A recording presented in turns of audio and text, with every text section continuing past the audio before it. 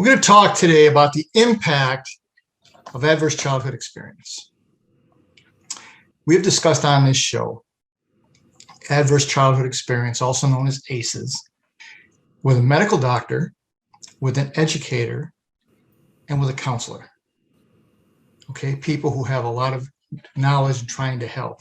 Well, we're going to change it today. Today, we're going to talk to someone who's actually lived through the unthinkable trauma and where she is today. My name is Frank Zaccari. My associates and I are putting together a series of wellness centers which will combine energy and traditional medicine. I'll share more in the coming months. My guest today is my dear friend, Laura Gray. Now, Laura is the youngest of 8 children. She's a single mother of 3 sons. She's a successful businesswoman, and she runs a nonprofit organization for children, which we're going to get into. But her story is so powerful, I'm going to stop talking and let's get right to it. Laura, welcome to Life Altering Events. Hi, and good morning. Thanks again to you, Frank. Excuse me. Thanks again to you for inviting me on the show to discuss ACEs and how it has impacted and affected my life. But also, I just want to congratulate you and your colleagues and everything that you are doing to bring awareness and shine a light on so many factors of people's lives, but also moving forward with the wellness centers. I think that is just so timely, and I just really applaud you on that. Well, I thank you. It's time has come. It's ready to put this in place. Absolutely. Now, Laura, I've known you over a year. Right. We communicate in some way, shape, or form every single day. And it wasn't until 3 months ago when the book Miracles of Mayhem came out that I knew about this trauma that you suffered as a child. I was stunned. Right. What happened? Tell us what happened in your words. Yeah. Well, even a little backstory for you and I, for the listeners, is that you have, been a successful writer yourself, and were featured in one of this Sacred Stories publications. I believe it was Crappy to Happy, or was it Chaos to Clarity? I want to make sure. But you were in one of those books talking about your brother and what you as a family went through. So I reached out to you and I said, this is an amazing story. And I let you know that, oh, by the way, I just donated one of my kidneys. So that's how you and I connected, kind of through my kidney. So here we are, fast forward, and my story was recently published and released in Mayhem to Miracles last October. And to sum up that story, as a very young child, as you said, I grew up in Northeast Ohio, the youngest of 8, a large traditional Catholic family. And at a very young age, for many years, I was repeatedly sexually assaulted, happened to be by a Catholic priest. So I was hospitalized at the age of just past my 6th birthday because of the repeated trauma to my body, and specifically repeat UTIs, what I would consider migraines, stomach aches, etc. All signs today that somebody would say, we need to look into this. But they had a different time, and they had determined that I was allergic to bubble bath. So when I got out of the hospital, I kind of thought, well, if they didn't figure it out, I'm not going to say a word, because starting at the age of 3 and 4 and 5 and then 6, the abuser, who I refer to as the monster, both in life and in my writing, he had repeatedly told me, if you tell anyone, they will not believe you. And I'll kill you and your mother. So, oh my God. Right. Well, first of all, he's an adult. He was a priest, and he was a friend of the family.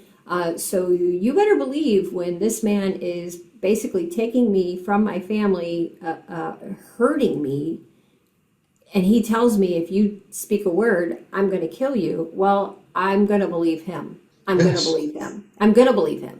Because I was in such fear of him, and I loved my mother so dearly. So I ended up out of the hospital at the age of 6. I didn't say a word to anybody until I was 32 years old. 32. So, yeah, I know that's a lot of time. Fortunately for me, I packed, as you and I have discussed, and I've heard you discuss with other people, I packed that secret deep, and I continue to pack on top of it because that's just what we do in our life. And and I think at the age of 32, my oldest was a year old at the time. I think my baggage became really, really heavy on my heart. And emotionally, as a young mother, I started to unpack. And, as they say, if you pack it with pain, it's coming out with deep, deep pain.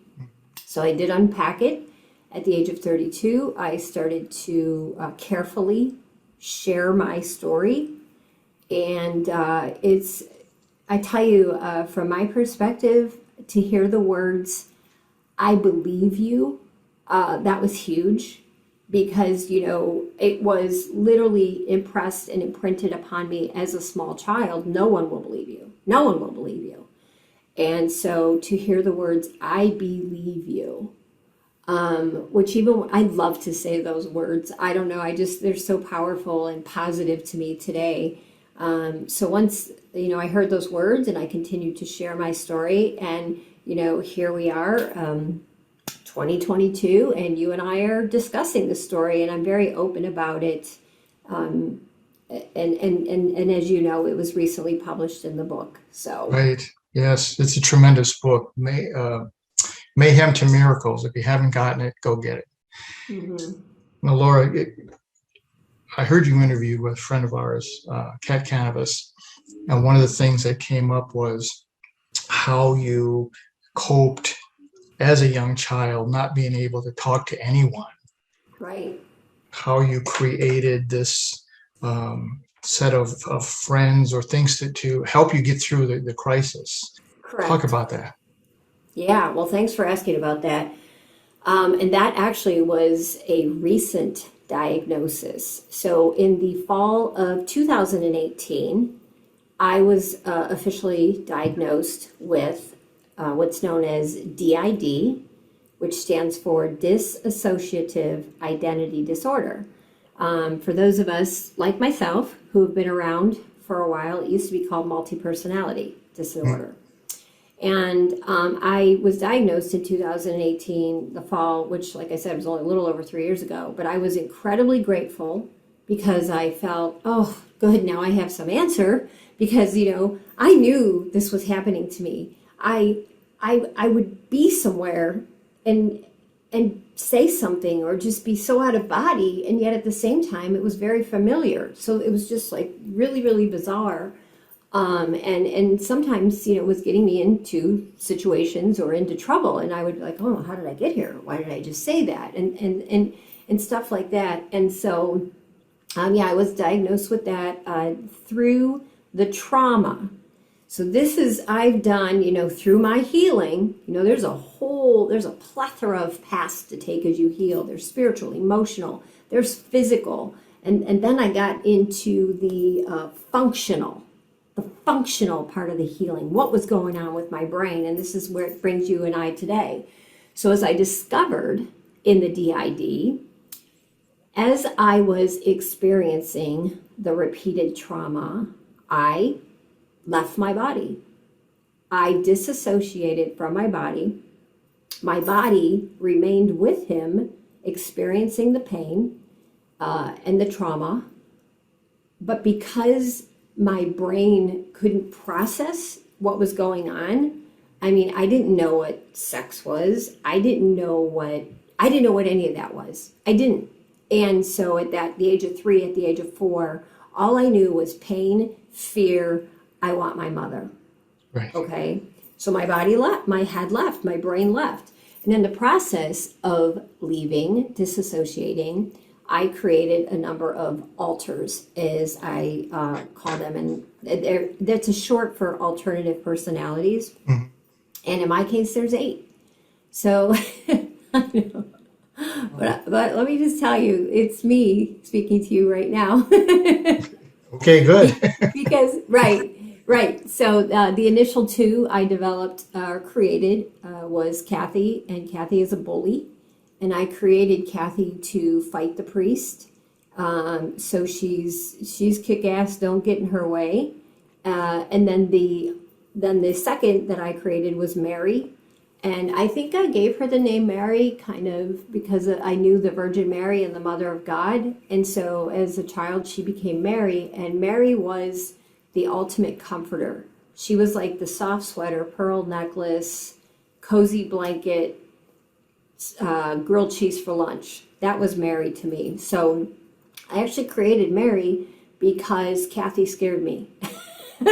So I developed Kathy. I created Kathy to fight the priest, and then I got scared of Kathy and the priest, so then I created Mary to comfort me, and so on and so forth. And interestingly enough, and that's potentially a whole other conversation for you and I to have, but I respect this approach because it totally feeds into ACES. Mm-hmm. So interestingly enough, there is one male of my altars.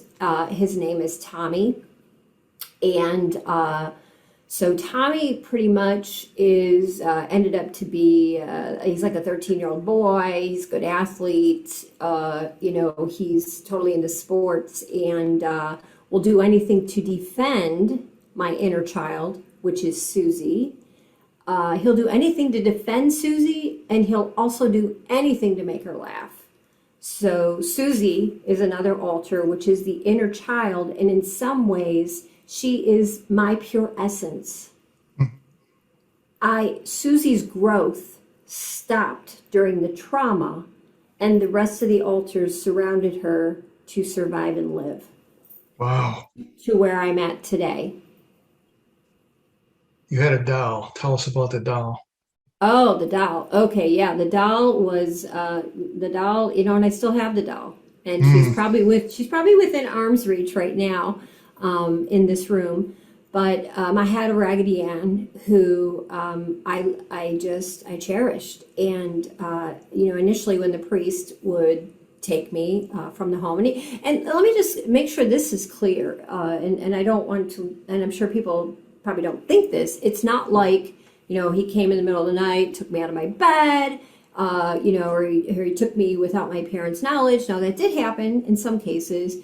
But, for the most part, it was like he was at our house for dinner or stopped by and said, we had a large family. My father worked 2 jobs. My mother had multiple sclerosis. We had 8 children in 11 years, and none of those are twins. So, I think, there were times he'd stop by and say, hey, I'll just go pick up some milk or bread for the family, and I'll just take Laura with me. So that would happen, and it happened a two times too many. Where then I made a decision. Listen to that word. I as a child made a decision to take my doll so I wouldn't be alone with him. So from that point on, my Raggedy Ann was clutched and right here, so that I know my tears fell on her face and on her little red hair. So she was my companion for sure. Wow. Yeah. This is so intense. And the family had no idea, and you certainly weren't going to say anything.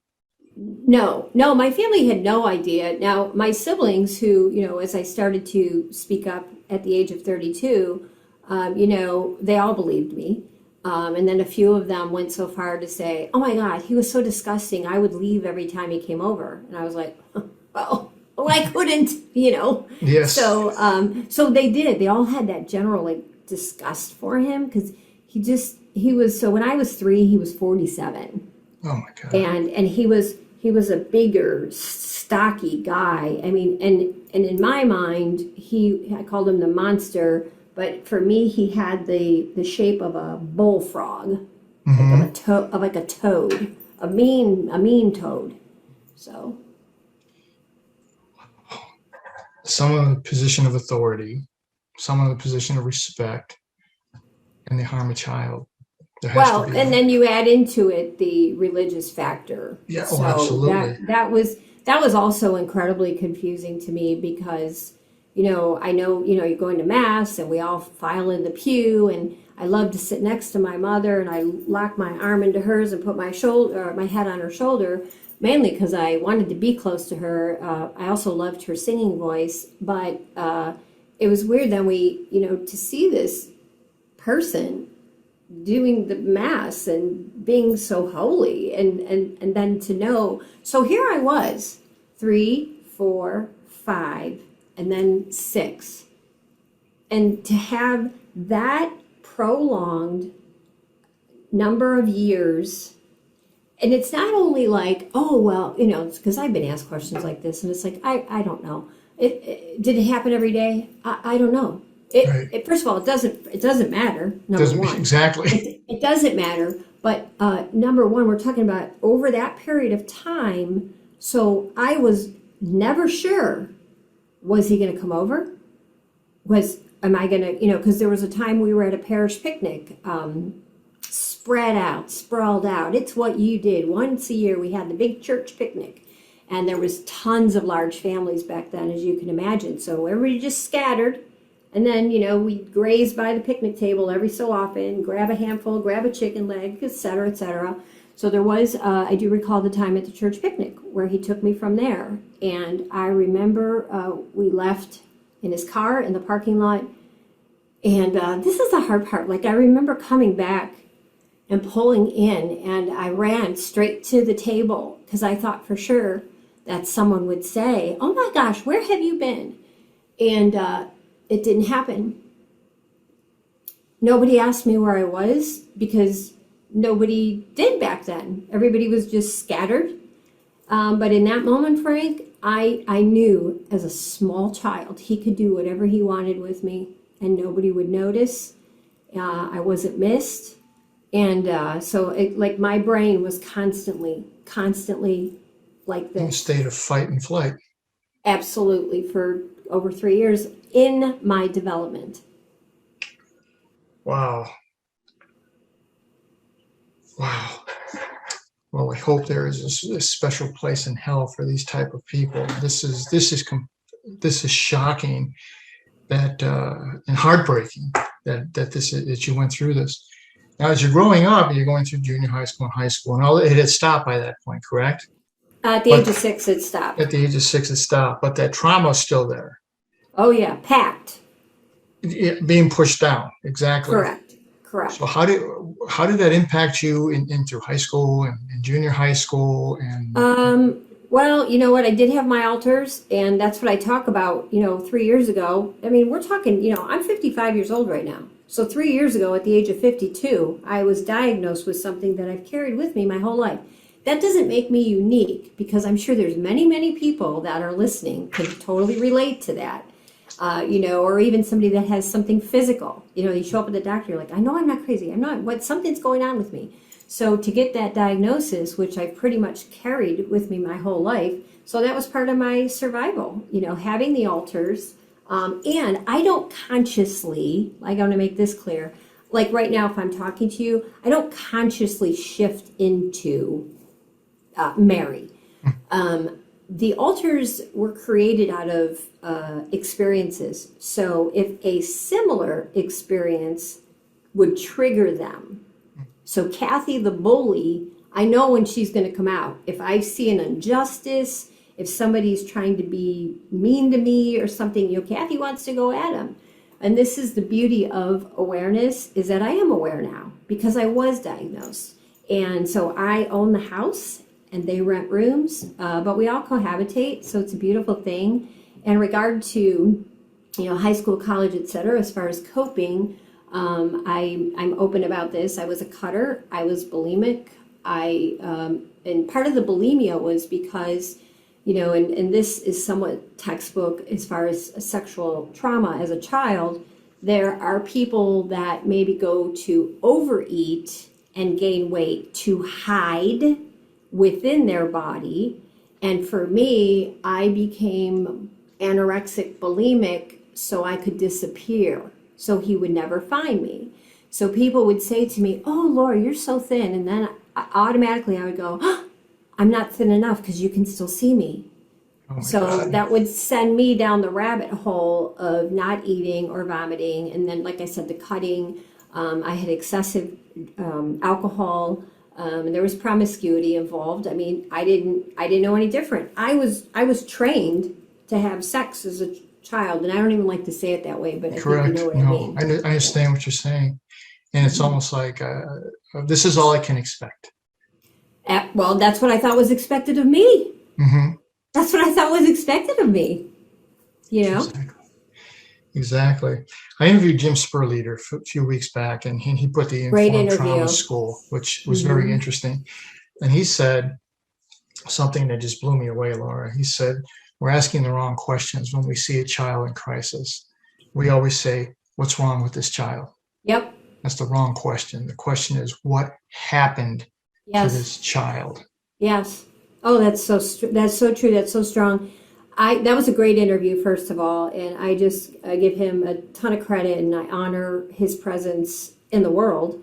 I found that those words to be true in general. If you look at somebody and they look sad, or you see a child and they're crying, who wants to hear what's wrong? Because that's automatically, you're wrong. How can we fix you?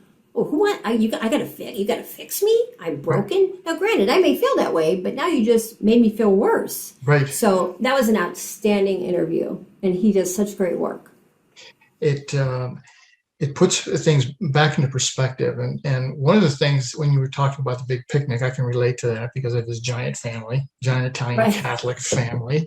Right. And we would have these big events, and they figured, the parents, they knew you were somewhere in the vicinity, but they didn't know where you were in the vicinity. Totally.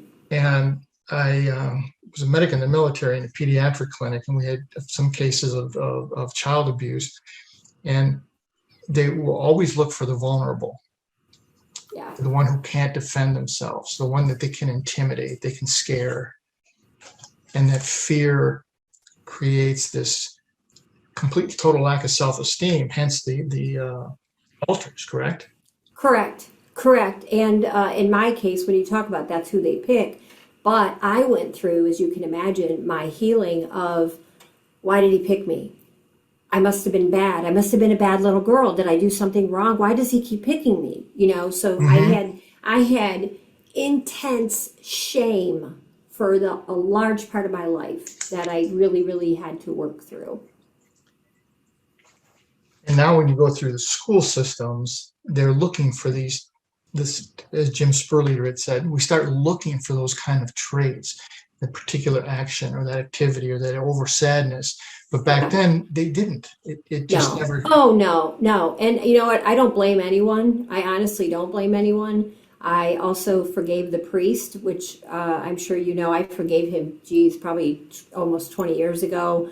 That to me was like a huge release. It untethered me so that I could continue to rise through my life. For him, and he also, like as a side note, because I have been asked, he passed away in March of 2015. And how do I know that? Well, you know what? Because I kind of did want to know where he was. And I was Googling his name every so often. And, he passed away in March of 2015. Wow. Laura, many people, particularly women, have this. They'll push this down. They'll never share the story. A lot of them take it to their grave. Yeah. Okay. And when Cat Canvas approached you, what made you want to write this, and Mayhem to Miracles? That's a great question. Initially, my thought was, I'll write about the kidney. As you know, I donated one of my kidneys almost a year ago, and I was writing that, and I was writing that. I don't know if it was all the altars starting to chime in going, oh no, sister, you got a bigger story. You know what I mean? I mean, that's a really cool story, but your story is much bigger than where you want to go with this. So then I was like, okay, I took that sign and that opening, and fortunately, and then actually the title, Mayhem to Miracles, and then it's from Sacred Stories Publishing, and I just felt like everything aligned. And since, really at the age of 32, when I did start to share, obviously not as public, but I do know, and I have sensed that I have empowered other people, both male and female, that have shared with me and have also said, what? I've never told anyone else this. I've never told anyone that. So I reassure them immediately, I believe you. You did nothing wrong. You did not bring this on. And, how can I help? How can I help you? How can I be a resource and a catalyst for your healing? two statements you made there. I believe you, and it's not your fault. Yeah. Those are two critical statements to help anybody in crisis. Absolutely. Since the book, you're sort of an in-demand person now. Oh. What else has happened? What's some of the feedback you've been receiving? Like I said, a lot of powerful feedback. I received some, email messages, or people have reached out to the iPride website inquiring more about the work I do with children. It just makes me feel good to know that, that I can help other people speak their truth. And whether it's just to me or writing it down, because I encourage people to journal and get it out of their system, to unpack that way. And the other thing that I have discovered, Frank, I remember a woman in particular, this was a number of years ago, when she knew about my story, and she goes, well, I was only raped in college. I know that doesn't compare to your story. First of all, I said, we don't compare pain, and I am so sorry for what happened to you. I don't compare pain. I can't compare pain. You've suffered pain in your life. I've suffered pain. Pain is pain is pain is pain is pain. So we need to honor that in each other and go forward to heal. Mm-hmm. Almost this innate thing we have as humans. Well, it happened to me and it was terrible, but hers was worse. Yes, I think we feel that we're supposed to do that. Exactly, and it's downplay our pain. Correct, which is packing it. Yes. Which is, in a sense, keeping it repressed and packed. Well, you have definitely broken away from the victim model. You have a nonprofit that works with children. Tell us about this. This is intriguing. Yeah, so I founded iPride. It's the capital letter I, Pride, which kind of is about self-esteem. I founded that in 2015, and it's workshop-based. There's iPride Right with a W. There's iPride Fit. So it's meditation, mindfulness, basic stretching, yoga, creative expression, presentation skills. And it just kind of all involves youth and how can I better serve youth. And we don't single out abused youth or anybody, that's not what we're here. We're here to lift each other collectively. So that's the program, and I've just really enjoyed doing it. I've been in schools, youth leadership programs, the juvenile detention center, boys and girls clubs. So it's just been organically growing over the last 6 years. And what I've watched this and I've read about this, and what I see in it is it's Laura Gray, who's been through this horrific thing, who's come out the other side, saying to other children, I believe you. Yes. And it's not your fault. Yes. And I see you and I hear you and I honor your light in our world. And I tell them that when I'm with them, and their little faces just look at me like, thank you. Thank you. Exactly. I interviewed Ira Moon. I think her thing aired yesterday, and she said, our environment has a great deal to impact on what we are and who we become.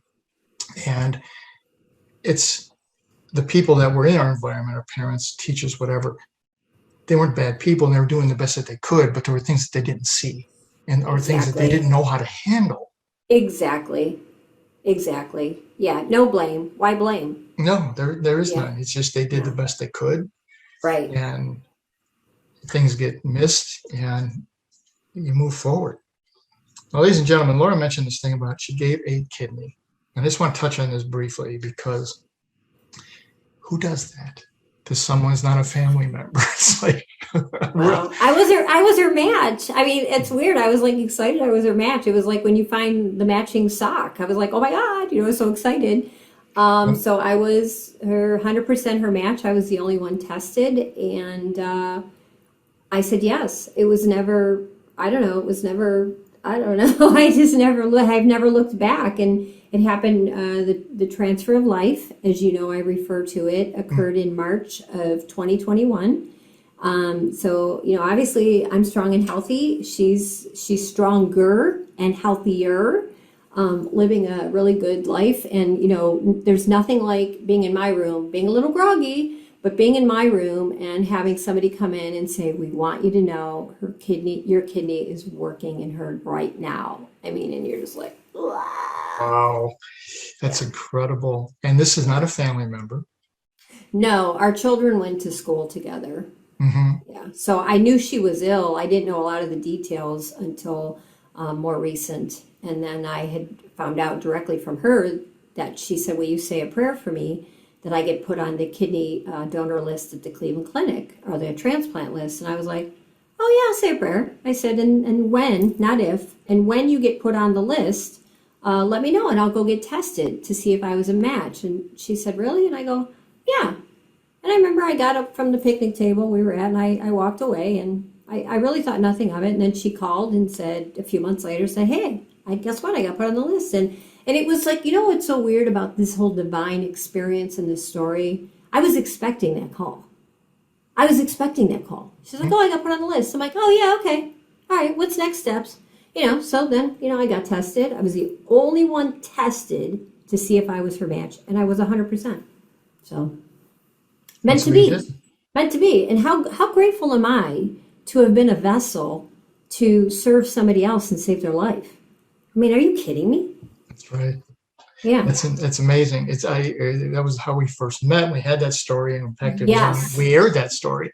Yes. And I was in awe that someone would do something along those lines. And then I hear your deeper story, and I'm more in awe of you and what a spectacular human being you are, and the gift you bring to the world. It's just incredible, Laura. Well, we're just about out of time. I don't know if you wanted to touch really quick to share the story about ACES. Yes. Let me just briefly get to that. Go ahead. Yeah, briefly get to that. So I know that you have recently done interviews talking about your wellness centers and adverse childhood experiences. So when I first heard you do that, I wanted to reach out and say, oh, by the way. So based on everything that you and I had discussed, my trauma, I'm really going into detail about that. Ironically, on December 4th, 2014, and I know that date because December 4th was my late mother's birthday.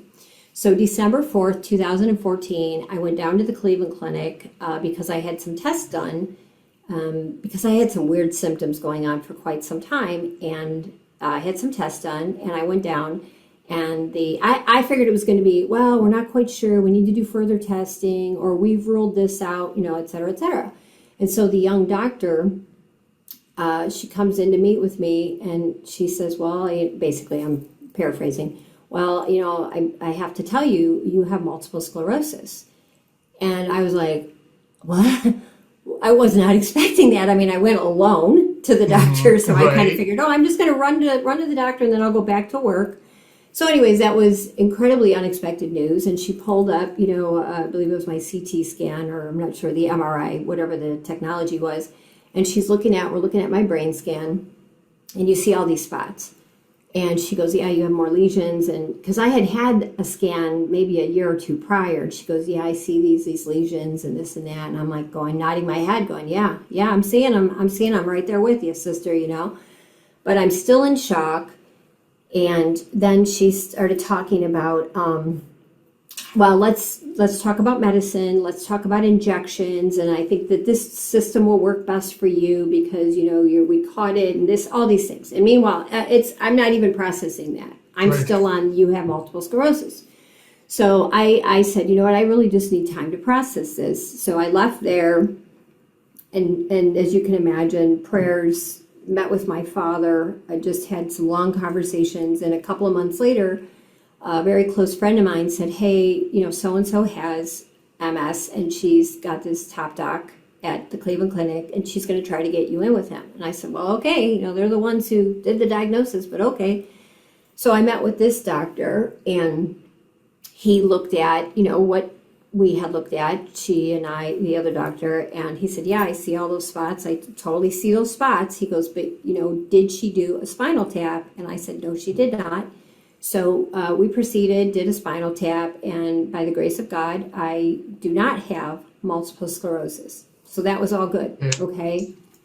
But brings me to the ACEs, and this still I get a little emotional about. So through this doctor and my research since, that my brain is the result of ACEs, adverse childhood experiences. So the lesions that are very visible, it's like a freckled brain, are actually my developing little brain as it was processing the trauma.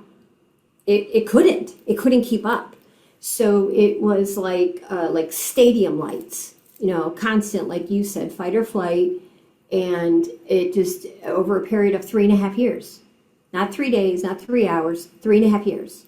So my brain is bruised all over. Does that affect me today? No, so they're static. They're not changing every day. Like, oh, I better go get the lesions checked. But no, but for he and I to look at that and realize what that was, it was a heavy moment of I was grateful that I did not have MS, but I got to tell you, sitting there again, it was like, oh my God, I reimagined what my little self went through. And but just I wanted to share that because I know you've talked about ACEs, and the fact that you and I had connected over a year ago and we're still talking is just a blessing in my life. Did the doctor, when he saw these lesions and he ruled out MS, how did the conversation about the childhood experience come up? Well, I'm pretty open, especially like if I was having conversations, with a physician or a therapist or et cetera. So I'm pretty open about it. So then we just started to go down that path. And then it just, yeah.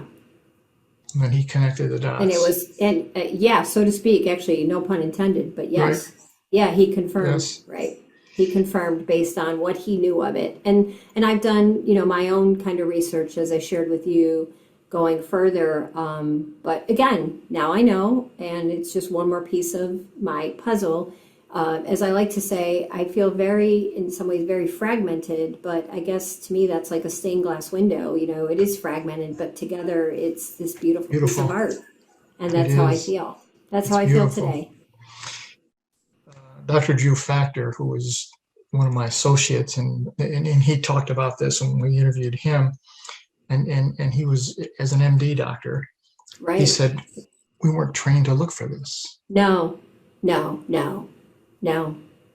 But they are now. They are now, absolutely. He said we were trained to refer it to a psychiatric, and it's not a psychiatric thing. It's a physical thing. Yeah. It's very emotional. Yes. Right. Yes. So yeah. And they see the emotion and they say, "Oh, it's a psychiatric referral." No. And that's not. There's nothing wrong. No, because your body has so many physical responses to the emotion. Exactly. So to your point at the start of our conversation, where your wellness centers want to address that, because it's like, hey, we're treating the wrong thing, Exactly. This has been incredible. Again, as always, Laura, you always intrigue me and leave me in awe. We're just about out of time. With all you've been through and all the things that you have done, what message you want to leave with the viewers around the world? That, what, I believe in life.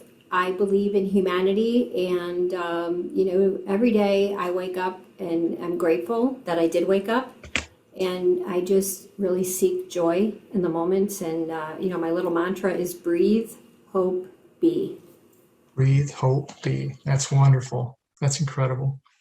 Well, ladies and gentlemen, as I said, we're just about out of time. I want to thank Laura again for sharing this amazing story, this amazing transformation of an unthinkable trauma to a very powerful, strong, and successful woman that she has become today. It can be done. It's not going to be easy, but it can be done. If you want more information about Laura, you can contact me. You can go to iPride. They come to me. I'll make sure it gets to her. We're in communication every day, so we can make sure we can get it to her. You can see this show on ROKU TV or on my YouTube channel, Frank Zaccari. If you go to YouTube, please subscribe. Let me leave you with this as I do every week. None of us are in this alone. And the secret to walking on water is to know where the rocks are. And today, Laura showed us where many, many of those rocks are. Join us again next week. We'll talk about another life-altering event. Thanks, Laura. Thank you.